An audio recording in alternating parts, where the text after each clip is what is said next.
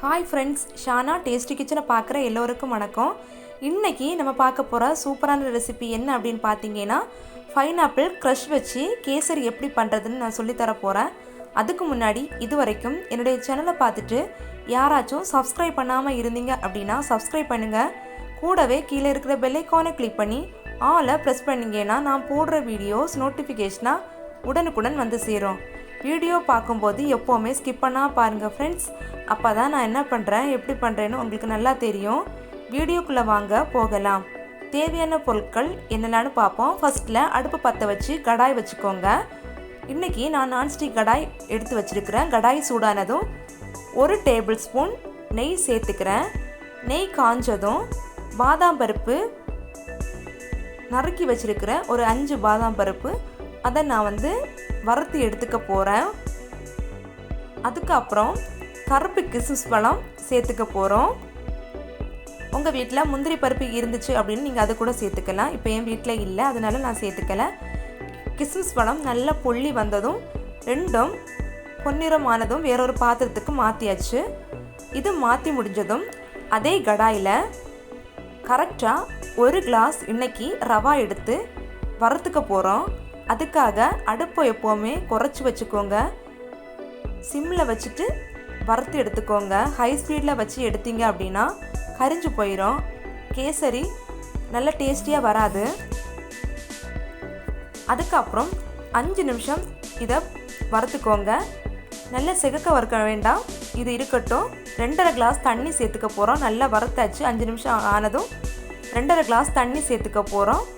எந்த கிளாஸ்னால் ரவா எடுத்தீங்களோ அந்த கிளாஸ்னால் தண்ணி சேர்த்துக்கோங்க. கரெக்டாக 1 கிளாஸ் ரவாவுக்கு 2.5 கிளாஸ் தண்ணி சேர்த்து நல்லா மிக்ஸ் பண்ணி விட்டுக்கோங்க. இதை நல்லா மிக்ஸ் பண்ணி விட்டதும் கலர் நம்ம சேர்த்துக்க போகிறோம். அதுக்காக ஜெல் கலர் நான் 1 ட்ராப்ஸ் சேர்த்துக்கிறேன்.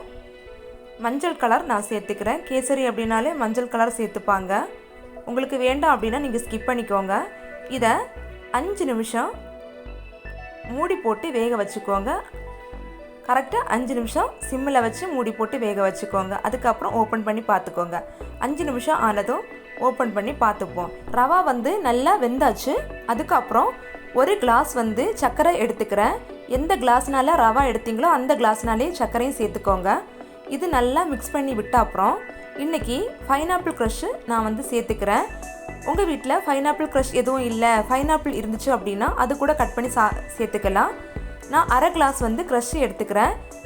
ஏற்கனவே நான் பைனாப்பிள் க்ரஷ்ஷு வீடியோ போட்டிருந்தேன். பார்க்காதவங்க கீழே டிஸ்கிரிப்ஷனில் லிங்க் கொடுத்துக்கிறேன், செக் பண்ணி பார்த்துக்கோங்க.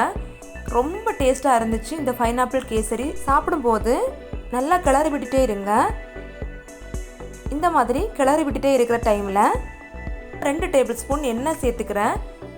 எண்ணெய் சேர்த்து நல்லா மிக்ஸ் பண்ணி விட்டுக்கோங்க. 1 டேபிள் ஸ்பூன் எண்ணெய் ஃபஸ்ட்டில் சேர்த்துட்டேன். அதுக்கப்புறம் கரெக்டாக 2 டேபிள் ஸ்பூன் எண்ணெய் சேர்த்துட்டேன். அதுக்கப்புறம் 1 டேபிள் ஸ்பூன் கூட நெய் சேர்த்துக்க போகிறோம்.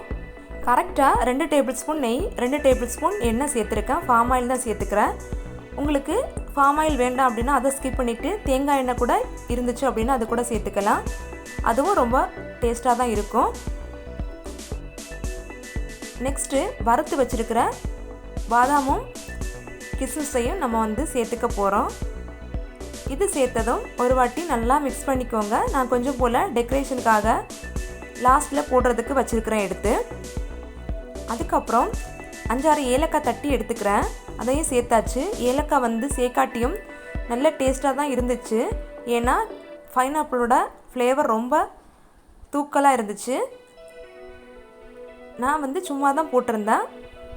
இதெல்லாம் ரெடி ஆகிடுச்சு. ஸ்டவ் ஆஃப் பண்ணிவிட்டு வேறொரு பவுலுக்கு மாற்றிக்கிறேன். பார்த்துக்கோங்க எந்த அளவுக்கு பர்ஃபெக்டாக வந்திருக்கு அப்படின்னு பார்ப்போம்.